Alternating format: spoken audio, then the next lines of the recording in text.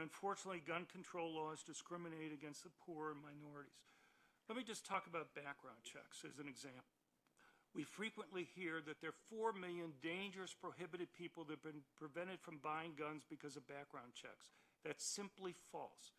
What they should say is there have been 4 million initial denials, and virtually all of those, about 99% of those, are mistakes, false positives. The thing is, when you go and you buy a gun, you're providing all this information. What they do in the next background check is look at roughly phonetically similar names and similar birthdays. The problem is that people tend to have names similar to others in their racial groups. Hispanics have names similar to other Hispanics. Blacks tend to have names similar to other blacks. 33% of black males are felons. 18% of Hispanic males are felons. 6% of white males are felons. 3% of Asian males are felons.